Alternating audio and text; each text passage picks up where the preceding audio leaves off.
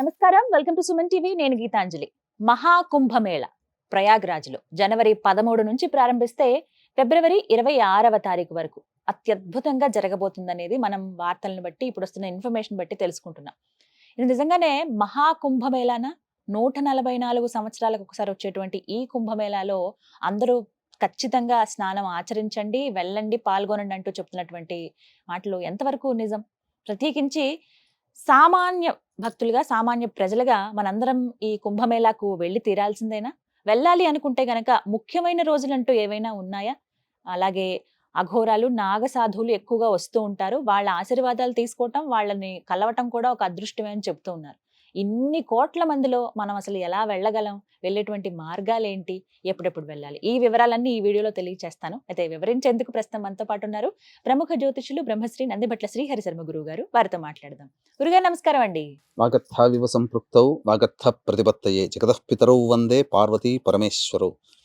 సదాశివ సమారంభాం శంకరాచార్య మధ్యమాం అస్మదాచార్య పర్యంతం వందే గురు పరంపరాం. ఆదిత్యాయ చ సోమాయ మంగళాయ బుధాయ చ గురు శుక్ర శనిభ్యశ్చ రాహవే కేతవే నమః. శృంగేరి జగద్గురు పీఠాధిపతులకి, కంచి పీఠాధిపతులకి నమస్కారములు తెలియజేసుకుంటూ కార్యక్రమాన్ని ప్రారంభిద్దాం. గురుగారు, మహాకుంభమేళ ముందుగా నాకు ఒక క్లారిటీ కావాలి. 144 సంవత్సరాలకు ఒకసారి వచ్చేటువంటి కుంభమేళానా ఇది? మనం గమనించుకుంటేనమ్మా 144 సంవత్సరాలకి వచ్చేటువంటి కుంభమేళ అంటే దానికి ఒక చరిత్ర మనం కొంత తెలుసుకోవాలి. మన ఈ దక్షిణాది ప్రాంతంలో పుష్కరాలకి చాలా ప్రాధాన్యత ఉంటుంది. 12 ఏళ్ళకి గురుడు ఒక్కొక్క రాశిలో సంచారం చేస్తుండగా పవిత్రత వస్తుంది కాబట్టి ప్రవేశం చేసిన మొదటి 12 రోజులు పుష్కర స్నానాలు చేస్తారు. నార్త్ సైడ్ వాళ్ళు కుంభమేళాని మనం పుష్కర స్నానము, పుష్కరం ఎలా అయితే గొప్పగా అనుకుంటామో నార్త్ సైడ్ కుంభమేళాని ఆ విధంగా చూస్తారు. అంటే దీంట్లో కుంభమేళ, అర్ధ కుంభమేళ, మహాకుంభమేళ అనేటువంటివి 3 ఉంటాయి. అందులో మనం గనక గమనించుకున్నట్లయితే దీనికి సముద్ర మథనము, క్షీరసాగర మథనం అమృతం కోసం జరిగినప్పుడు ధన్వంతరి అమృత కలశాన్ని పట్టుకొని ఉద్భవించాడు. ఆ ఉద్భవించినటువంటి సందర్భంలో దేవతలకి ముందుగా పంచేటువంటి సందర్భంలో ఆ కలశంలోని 4 చుక్కలు 4 ప్రదేశాల్లో పడ్డాయి. ఒకటి ప్రయాగ, ఇంకొకటి హరిద్వార్, 3 నాసిక్, 4 ఈ యొక్క మధ్యప్రదేశ్ లో ఉన్నటువంటి ఉజ్జయిని, క్షిప్రా నది, అది హరిద్వార్ లో గంగా, నాసిక్ లో గోదావరి, ఇక్కడ త్రివేణి సంగమం గంగా, యమున, సరస్వతి ప్రయాగలో. 2019లో అర్ధ కుంభమేళా జరిగింది. నేను కుటుంబ సమేతంగా హాజరయ్యాం, చక్కగా స్నానం ఆచరించాం. ఈ సంవత్సరం కూడా వెళదామని అనుకుంటున్నాను. కాకపోతే చిన్న పిల్లలు ఉన్నటువంటి కారణం చేత కుటుంబంగా కాకుండా ఒక్కడిగా వెళ్తున్నాను. ఎందుకనంటే వీక్షించేటువంటి ప్రేక్షకులు కూడా ఈ కుంభమేళ అత్యంత ప్రతిష్టాత్మకంగా యోగి ఆదిత్యనాథ్ గారు తీసుకుంటున్నారు. వేల కోట్లు ఏమి లేని ప్రదేశంలో ఒక సిటీనే నిర్మించేశారు. అసలు మామూలుగా కాదమ్మా. అన్ని వేల మందికి, అంటే దాదాపుగా వాళ్ళు మొదట అంచనా వేసింది 20 కోట్లు, 20 కోట్లు, కానీ మారుతూ వచ్చి 30 కోట్లు. ఇప్పుడు ఏంటనంటే దాదాపు 40 నుంచి 50 కోట్ల మంది హాజరవుతారని చెప్పి ఒక అంచనా పెరుగుతుంది. ఆ పెరిగిన అంచనాకి తగ్గట్టుగా వసతులు కూడా అంతే సమర్థవంతంగా గమనిస్తున్నాం. ఈ యొక్క గూస్ బంప్స్ వస్తున్నాయి. ఈ యొక్క కుంభమేళ తర్వాత యోగి గారి ప్రతిభ తెలుస్తుంది. తదనంతరం భారతావనికి మళ్ళీ ఒక చుక్కాని, మోడీ లాంటి చుక్కానిగా తయారవుతాడంలో సందేహం లేదు.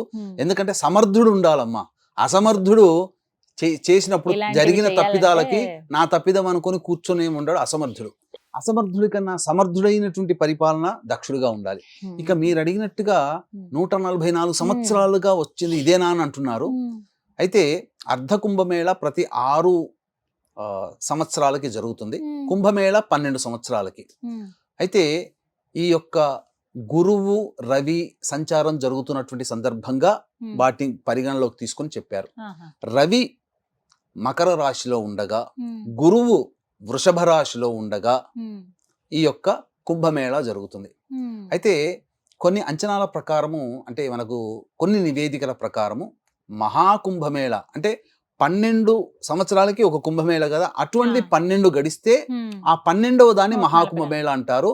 144 సంవత్సరాలది అది 2013లోనే అయిపోయిందని చెప్పి అనుకున్నారమ్మా.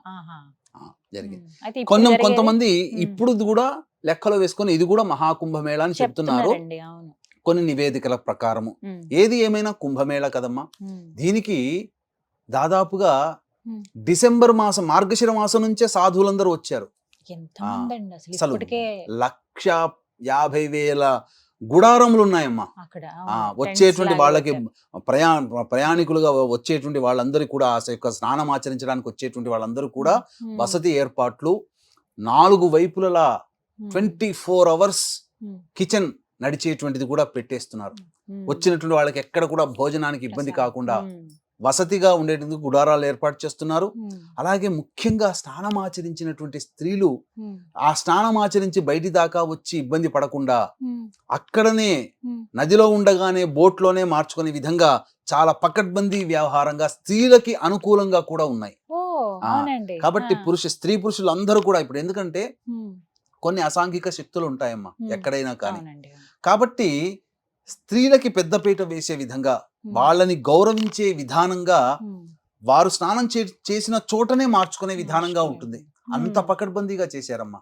అసలు 4-5 కిలోమీటర్ల వరకు కూడా అసలు కార్లు కానీ ఏవి అనుమతించబడవు. అంతా మనం నడకగుండాగానే రావాలి. కానీ చాలా గొప్పదైనట్టుగా చెప్పవచ్చు, మహాద్భుతమైనటువంటి పర్వదినాలుగా చెప్పొచ్చు. కుంభమేళాలో కొన్ని ఉంటాయి. ఇప్పుడు 45 రోజులు కదండి. అవునమ్మా. అన్ని రోజులు అక్కడ ఉండడం అనేది ఎవరికి సాధ్యం కాదు. ఎవరో ఇంకా ఖచ్చితంగా ఉండాలి అనుకున్న వాళ్ళు తప్ప. అందులోని ఇప్పటికే అఖాడాలుగా వచ్చినటువంటి అఘోరాలు కావచ్చు, నాగసాధువులు, వీళ్ళందరూ వచ్చున్నారు కొంతమంది అని చెప్తూ ఉన్నారు. కొంతమందికి ఏంటంటే వెళ్ళాలి, కనీసం 2 రోజులైనా ఉండాలని ఉంటుంది. ఇవన్నీ కాదులే, ముఖ్యమైన రోజుల్లో వెళ్దామని కొంతమందికి ఉంటుంది. నేను విన్నాను, అత్యంత ముఖ్యమైనవి శక్తివంతమైన రోజులు కూడా ఉన్నాయి అని చెప్పి విన్నానండి. అవి ఏంటి, ఎన్ని ఉన్నాయి, ఆ రోజుల్లో అసలు మేము వెళ్ళొచ్చా, వివరించండి. మనకు ఈ యొక్క 45 రోజుల పాటమ్మా, 13వ తారీఖు నుంచి 31కి 19 రోజులు, తర్వాత 26వ తారీఖు వరకు, 26 + 19 45 రోజులు. 45 రోజులు ఈ యొక్క కుంభమేళ ఉంటుంది. మొట్టమొదటి రోజు షాహి స్నానాలు, అంటే 6 పర్వదినాలలో షాహి స్నానాలు చేయాలి. శక్తివంతముగా ఉంటాయి మీరు అన్నట్టుగా. 13 జనవరి భోగి, ఆ రోజున ఒక స్నానం. 14 జనవరి సంక్రాంతి, ఆ రోజున స్నానము. తర్వాత 29వ తారీఖు ఈ మౌని అమావాస్య, చాలా ముఖ్యమైన రోజు కదా. చాలా ముఖ్యమైన రోజు. ఆ ఒక్క మౌని అమావాస్య రోజునే దాదాపు 5 నుంచి 8 కోట్ల మంది స్నానం ఆచరిస్తారని అంచనా వేస్తున్నారు. తర్వాత 3వ తారీఖు ఫిబ్రవరి వసంత పంచమి, ఎందుకంటే సరస్వతి నది ప్రవహిస్తుంది కదా అక్కడ, జ్ఞానానికి కారకత్వం. 12వ తారీఖు మాఘ పౌర్ణమి, అది కూడా చాలా విశేషం, మాఘ పౌర్ణమి. తర్వాత 26 శివరాత్రి రోజున చేసేటువంటి స్నానం. 6 రోజులు మధ్యలో భీష్మ ఏకాదశి కూడా చెప్పబడి ఉంది. ఈ యొక్క భీష్మ ఏకాదశి రోజు కూడా మనం చెప్పుకోవచ్చు. కాబట్టి ఇక్కడ ప్రధానంగా స్నానం ఆచరించాలి. మనకు ఈ త్రయస్థలి క్షేత్ర మహిమ అంటే కాశీ, గయ, ప్రయాగ, ఈ 3 స్థలాలకు సంబంధించినటువంటి ప్రత్యేకత కలిగినటువంటి ఒక ఉందమ్మా. దాంట్లో మాఘమాసములో ఏదైనా 3 రోజులు అక్కడ త్రివేణి సంగమ స్నానం చేస్తే మానవుడికి నరక బాధలు ఉండవు అని చెప్పబడి ఉంది. కాబట్టి ఆ 3 రోజులు ఏమి అనేటువంటివి చాలా మందికి ఇతమిద్దంగా చెప్పలేకపోతున్నారు. అది సంక్రాంతి అని చెప్తున్నారు, మౌని అమావాస్య అనిగా చెప్తున్నారు, లేదా మాఘ శుద్ధ ఏకాదశి పంచమి అని, మాఘ పౌర్ణమి అని, లేదా దశమి, ఏకాదశి, ద్వాదశి, ఈ 3 రోజుల్ని కూడా వరుసగా పెట్టి 3 రోజులు అక్కడ చేయవచ్చు అని అంటున్నారు. ఏది ఏమైనప్పటికీ కూడా స్నానం ఆచరించడం ద్వారా ఆ రోజు ఉన్నటువంటి ప్రకృతిలో ఉన్నటువంటి శక్తుల కలయిక, అంటే అంతరిక్షంలో గ్రహాలు, ఆ గ్రహ సంచారం జరుగుతున్నప్పుడు కొంత దైవీక శక్తి భూమి మీదకు ప్రసరిస్తుంది. అది కొన్ని కేంద్రాలలో ఉంటుంది. కాబట్టి ఈ దైవికమైనటువంటి శక్తి నదులు భారతదేశం అన్ని ప్రాంతాల్లో ఉంటాయమ్మా. కానీ కొన్ని ప్రాంతాలలో కొన్ని సమయాలలో దైవిక శక్తి కేంద్రీకృతం అవుతుంది. ఈ దైవిక శక్తి ఈ యొక్క కుంభమేళాలో ప్రయాగలో ఉంటుంది.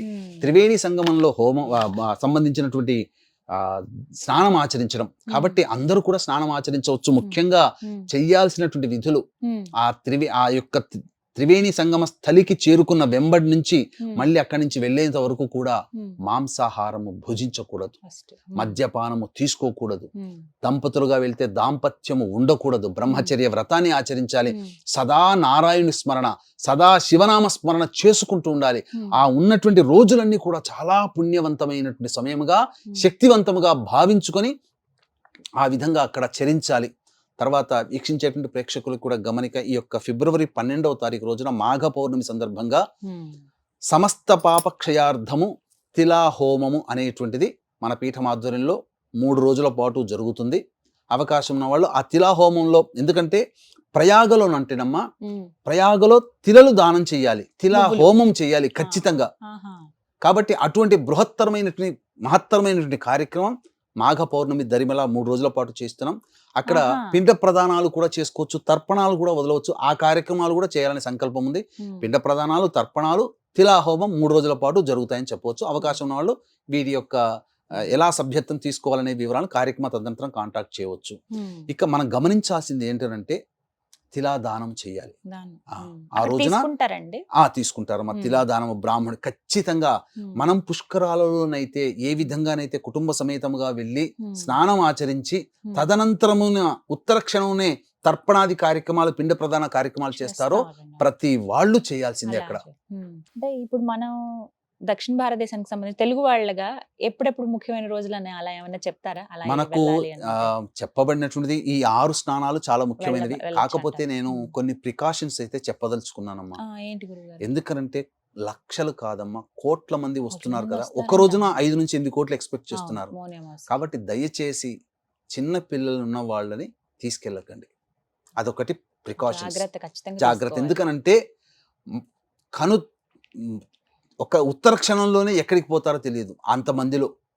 తర్వాత ముఖ్యంగా ప్రతి వాళ్ళు కూడా మీ మెడలో ఒక బ్యాచ్ అనేది ఉండాలి. ఎవరైతే వెళ్తున్నారో యాత్రికులు ఒక బ్యాచ్ పెట్టుకోవాలమ్మా. అందులో పేరు, కాంటాక్ట్ నెంబరు, ఊరు, మళ్ళీ తర్వాత భర్త లేదా భార్య బంధువుల పేర్లు, వాళ్ళ కాంటాక్ట్ నెంబర్లు ఆ బ్యాచ్ లో ఉండాలి. ఎక్కడ తప్పిపోయినా వాళ్ళందరూ దీని ద్వారా తెలుసుకోవచ్చు. ఖచ్చితంగా దంపతులు వెళ్తే ఇద్దరి చేతుల్లో ఫోన్లు ఉండాలి, ఫుల్ ఛార్జ్ చేసుకొని ఉండాలి. ఎందుకంటే తప్పిపోయిన ఎక్కడికక్కడికి వాళ్ళు తెలియాలి.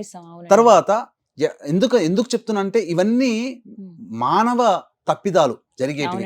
కాబట్టి క్రౌడ్ గా ఉన్న చోట వెళ్లకుండా సమయం కోసం వేచి చూచి ఉండి క్రౌడ్ లేని ప్రదేశంలో మాత్రమే స్నానం ఆచరించే ప్రయత్నం చేయండి. ఇప్పుడు ఇక్కడ బయలుదేరామనుకోండి, ఒక రోజు పడుతుంది కదా. ఇప్పుడు అన్ని కూడా అనేక రవాణా సౌకర్యాలు ఉన్నాయమ్మా. అనేక ఈ యొక్క భారతదేశం గుండా ప్రభుత్వం, కేంద్ర ప్రభుత్వము అన్ని రాష్ట్రాల నుంచి కుంభమేళాకి సంబంధించినటువంటి ట్రైన్లు వేస్తున్నాయి. బస్సులు కూడా ఉన్నాయి. చాలా మంది తీర్థయాత్రలు చేసే నిర్వాహకులు చాలా మంది తీసుకెళ్తున్నారు. అలాగే విమాన సౌకర్యాలు ఉన్నాయి, రోడ్డు మార్గం కూడా వెళ్ళవచ్చు. ఒక్క రోజులో వెళ్ళి రావచ్చండి. మనకు దాదాపుగా 26 గంటల ప్రయాణం, ఒక రోజు 26 గంటల ప్రయాణం ప్రయాగ ఉంటుందమ్మా. దాదాపు 1600 కిలోమీటర్లు మన హైదరాబాద్ నుంచి లెక్కేసుకుంటే 1.5 రోజులు వెళ్ళవచ్చు. ఆకుంటూ వెళ్ళిన 1.5 రోజు ప్లాన్ చేసుకొని వెళ్ళవచ్చు. 3 రోజులు అయితే పడుతుంది. రావడం పోవడం 3 రోజులు. అక్కడ ఏదైనా 1 లేదా 2 రోజులు ఉండవచ్చు. స్నానం ఆచరించి అక్కడ చాలా మంది మనకు గొప్ప దైవిక శక్తులు కలిగినటువంటి వ్యక్తులు వస్తున్నారమ్మా. అసలు అదే అడగబోతున్నాను. నాగ సాధువులు, అఘోరాలు కొంతమంది కొన్ని వందల సంవత్సరాల నుంచి జీవించున్న వాళ్ళు వస్తారట కదండి. వస్తారమ్మా. హిమాలయాల్లో ఇప్పటికీ కూడా ఉన్నారు నాగ సాధువులు ఉన్నారు. వాళ్ళ వంట మీద ఒక నూలు పోగు ఉండదు. అయినా అంతటి -డిగ్రీలో కూడా వాళ్ళు ఉండగలుగుతున్నారంటే ఆ దైవనామ స్మరణ. అటువంటి వాళ్ళందరూ వస్తున్నారు. అందరి ఆశీర్వచనాలు తీసుకోండి. ఏ పుట్టలో ఏ పాముందో. అక్కడ చేసే తప్పిదాలంటే మనకున్నటువంటి తుంటరి పనులు ఏం చేస్తుంటారంటే అది అంతా కూడా వాళ్ళని విమర్శిస్తుంటారు, హేళనగా నవ్వుతుంటుంటారు. మనం ఒక పరాచకాలు ఆడడం, మనకేంటంటే ఒక సీరియస్ గా ఉండడం తెలియదు, ఒక భక్తిగా చాలా తక్కువ మంది మాత్రమే ఉంటాం. గౌరవం అనేది లేదమ్మా. బ్రాహ్మణుడు అన్నా, సన్యాసులు అన్నా, యతీంద్రులు అన్నా, లేదా గొప్ప గొప్ప సాధువులన్నా మన తెలుగు రాష్ట్రాల్లో చాలా మటుకు తక్కువనే, మర్యాద తక్కువనే చెప్పాలి. కాబట్టి మన వాళ్ళు అక్కడికి వెళ్ళినప్పుడు మన ప్రదేశం కాదు, మన మనుషులు కారు, విమర్శించడానికి మనం ఎవరం. కాబట్టి విమర్శించకుండా వచ్చి, ఎందుకంటే ఇక్కడ ఏం చెప్పబడి ఉందంటే అన్యక్షేత్ర కృతం పాపం దేవాలయ వినశ్యతి, దేవాలయ స్థానే వినశ్యతి, దేవాలయ కృతం పాపం పుణ్యక్షేత్ర వినశ్యతి, పుణ్యక్షేత్ర కృతం పాపం కాశీ ప్రయాగ క్షేత్ర వినశ్యతి అని చెప్పబడి ఉంది. ఎక్కడెక్కడో పాపాలు చేసిన దేవాలయంలో చేసినవి పుణ్యక్షేత్రాల్లో చేసిన సమస్త పాపాలు గత జన్మ పాపాలన్నీ కాశీ ప్రయాగ లాంటి క్షేత్రాల్లో పోగొట్టుకుంటాం. అక్కడికి వెళ్ళి అందరినీ ఇబ్బంది పెట్టి మళ్ళీ పాపాన్ని మూట కట్టుకోవడం. మనం ₹1 మనం దొంగతనం చేస్తే 1000 రూపాయలు దొంగతనం చేసిన ఫలితం, ₹1 దానం చేస్తే 1000 రూపాయలు దానం చేసిన ఫలితం, పుణ్యమైన 1000 రెట్లు ఉంటుంది. కాబట్టి ఎవ్వరినీ కూడా వాళ్ళ వేషధారణ మనం ఉన్నట్టుగా ఉండదమ్మా. కాబట్టి మనలో ఒక రకమైనటువంటి జుగుప్స రావచ్చు, అది మన సహజ మనస్సుది. కానీ అలా పెట్టుకోకూడదనే చెప్తున్నాను. వాళ్ళ విధానానికి ఆ విధంగా వాళ్ళు ఉన్నారు. వాళ్ళు ఎవరిని ఏమి చేయరు. వాళ్ళు వస్తారు, స్నానం ఆచరిస్తారు, మళ్ళీ ఎలా వస్తారో తెలియదు, ఆకాశంలోంచి ఎలా పోతారో తెలియదు. పోయేటప్పుడు గుంపులుగా ఉంటాయి. వాళ్ళని అనుసరిస్తూ వెళుతూ ఉంటే కొంతకాలానికి అసలు మన ముందున్న మనిషి కూడా కనబడకుండా పోతాడు. ఇంకొకటి, ఎందుకు ఈ నాగ సాధువులు అప్పుడు మొట్టమొదటి స్నానం ఆచరిస్తాము, తర్వాతనే ఈ సంబంధించినటువంటి అందరూ స్నానాలు చేయాలంటే మేము మనుషులు కదా, వాళ్ళైనా మనుషులు, వాళ్ళైనా దిగొచ్చారా అని చెప్పి కోర్టులో పిట్టేశారమ్మ. ఒకసారి జరిగితే నిరూపిస్తామన్నారు. అప్పుడు స్నానం ఆచరించడానికంటే ముందు, ఎవ్వరు స్నానం ఆచరించడానికంటే ముందు ఉన్నటువంటి నీరుని తీసుకున్నారు. దాంట్లో pH క్వాంటిటీ ఎట్లా ఉంది.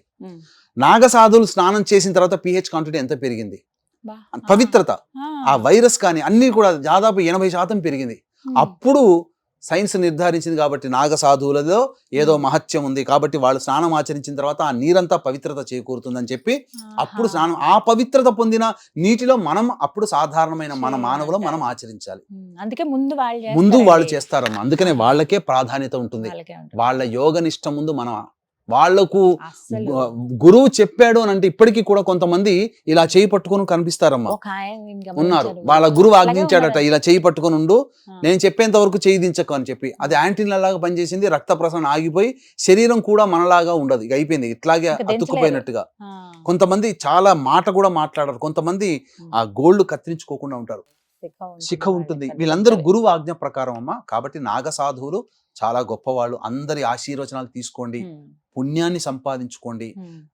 చక్కగా మీ చేతనైనంతగా మీరు దానాది కార్యక్రమాలు చేయండి. అనాథలకి అన్నదానం చెయ్యండి. ప్రత్యేకంగా నువ్వుల దానము, తిలహోమం అక్కడ చేసుకోవాలి. ఆ యొక్క కుంభమేళ సందర్భంగా అవకాశం ఉంటే అక్కడ పిండ ప్రధాన కార్యక్రమం చేసుకోండి. ఇప్పుడు చాలా మంది, కోట్ల మంది వస్తున్నారు కాబట్టి వాళ్ళందరూ వెళ్ళలేకపోతారు, వాళ్ళందరూ చేయలేకపోతారు. అటువంటి వాళ్ళ తరపునే మనం బ్రాహ్మణులను కర్తగా పెట్టి పిండ ప్రధాన కార్యక్రమాలు చేస్తున్నాం, తర్పణాది కార్యక్రమాలు చేస్తున్నాం. అలాగే సమస్త పాపక్షయార్థం తిలా హోమాలు చేస్తున్నాం. ఇప్పుడు అలాంటి వాళ్ళు వెళ్ళాలంటే సాధారణ ప్రజలండి వెళ్ళి ఖచ్చితంగా అక్కడ చేయాల్సింది ఏంటో వివరించండి. అంటే వెళ్ళి ఏమైనా నామస్మరణతో స్నానం ఆచరించాలా, స్నానం ఆచరించిన వెంటనే ఇంకేమైనా పూజలు ఏమైనా చేయాలా, అలాంటివి ఏమైనా ఉంటాయండి? చాలా మంది ఎంతో ఉత్సాహంతో పుష్కరాల్లోకి వెళ్ళినట్టుగా మన తెలుగు వాళ్ళకి చాలా ఉత్సాహం ఉంటుంది. వాళ్ళ భక్తి చాలా గొప్ప. మన తెలుగు వాళ్ళు చాలా గొప్ప వాళ్ళని చెప్పొచ్చు. భక్తి తత్పరతలు ఎక్కువగా ఉంటాయి. అయితే అక్కడికి వెళ్ళినప్పుడు అవకాశం ఉంటే అక్కడి అక్కడ లోకల్ గా ఉండేటువంటి పండిట్ల యొక్క సహాయ సహకారాలు తీసుకొని స్నానం ఆచరించేటప్పుడు ఆ స్నాన సంకల్పం చెప్పించుకొని స్నానం చేయండి. దంపతులుగా వెళ్ళారనుకోండి, వేణి స్నానం అంటారు. అంటే తన భర్త తన చేతుల మీదుగా 3 చోట్ల కత్తెరలు తీసి ఆ యొక్క నీటిలో వేస్తాడు. మీకు ఎక్కడైనా కానీ వెంట్రుకలు ఏ నీటిలో వేసినా తేలుతాయి, అక్కడ వేస్తే మునిగిపోతాయి. వేణి స్నానం అది ఆ యొక్క ప్రయాగ క్షేత్రంలో ఉన్నటువంటిది. అక్కడమ్మా ఒకటి ఉంటుంది, వాళ్ళు సంకల్పం చెప్పి స్నానం ఆచరిస్తారు. సమస్తమైనటువంటి రహస్యకృత, జ్ఞానకృత, అజ్ఞానకృత, మనం ఎవరికి చెప్పుకోలేని పాపములు కొన్ని చేసి ఉంటాం కదా, అటువంటి దోషాలు తొలగిపోవడానికి కూడా సంకల్పం చెప్పుకొని స్నానం ఆచరిస్తే ఖచ్చితంగా ఆ దోషం తొలగిపోతుంది. చాలా మందికి అంటే లాంగ్వేజ్ ప్రాబ్లం ఉంటది గురువు గారు, ఎలా మరి? అక్కడ మన తెలుగు వాళ్ళు కూడా ఉంటారమ్మా, ఏం ఇబ్బంది పడాల్సింది లేదు. మాఘ మాసంలో పౌర్ణమి దరిమిలా 3 రోజులైతే నేను ఉంటాను అక్కడ. అంటే ఏమని అడగాలండి ఒకవేళ అక్కడ ఉంటారు, ఒక పండితులు ఉంటారు వెంబడి. అక్కడ స్నానం ఆచరించే విధానంగా ఉంటుంది, వేణి స్నానం ఉంటుంది, పిండ ప్రదానాలు చేసేది వాళ్ళు ఉంటారు, తర్పణాలు చేసేది ఉంటారు. అవన్నీ చేయించవచ్చు, అవన్నీ చేసుకోవచ్చు. ముఖ్యంగా వీలైతే మీ ఇంటి పురోహితుణ్ణి బ్రహ్మగారిని తీసుకుని వెళ్ళండి. ఆయన అక్కడ కూడా మీకు దగ్గరుండి చక్కగా చేస్తారు, ఎవరితో అవసరం లేదు. లేదు మాకెవరు లేరన్నప్పుడు మీరు సొంతంగా వెళ్ళినప్పుడు చేయండి. వీలైతే దంపతి సమేతంగా వెళ్ళండి. లేదు అని అంటే భర్త వెళ్ళినా అందులో చేసే పుణ్యంలో భార్యకు సగం వస్తుంది, అదేమి ఇబ్బంది లేదు. కానీ ఖచ్చితంగా అక్కడికి వెళ్ళిన తర్వాత తీర్థ విధి స్నానమును ఆచరించాల్సిందే, దానాది కార్యక్రమంలో చేయాల్సిందే. తర్వాత పిండ ప్రదానం, తండ్రి లేకపోతే పిండ ప్రదానం, తల్లి లేకపోయినా పిండ ప్రదానం చేయాల్సిందే, తర్పణాలు వదలాల్సిందే. ఇవి తీర్థ స్నాన కృత్యములు.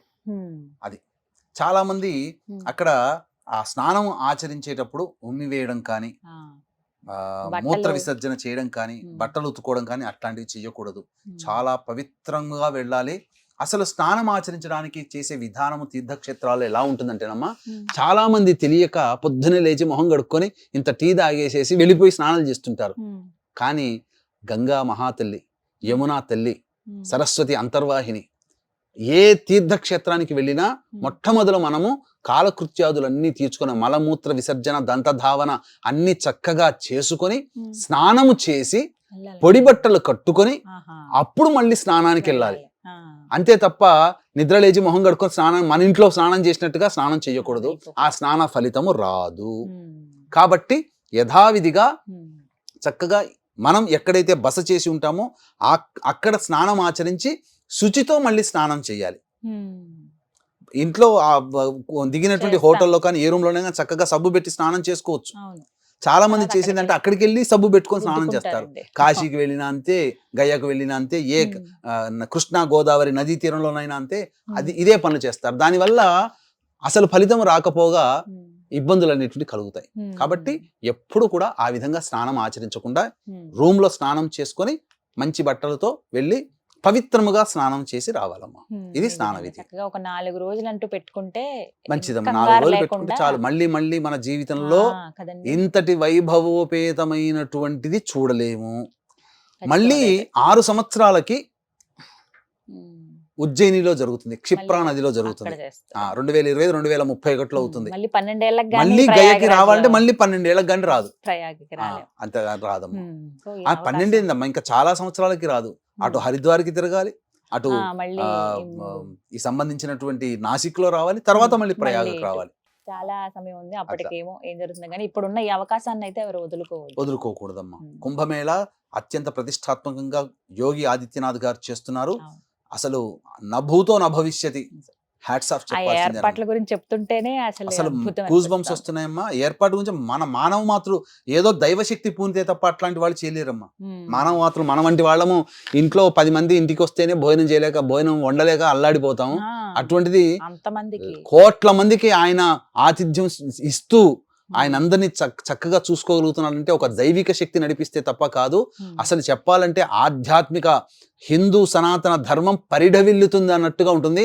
ఎటు చూసినా హిందుత్వమే కనబడుతుంది. అక్కడ అవునండి, చూసి తీరాల్సిందే, పాల్గొని తీరాల్సిందే, ఖచ్చితంగా పోవాల్సిందే అన్నమాట. జీవితంలో మళ్ళీ మనం వెళ్తామో లేదో అన్నట్టుగా ఉన్నట్టుంటుంది అది.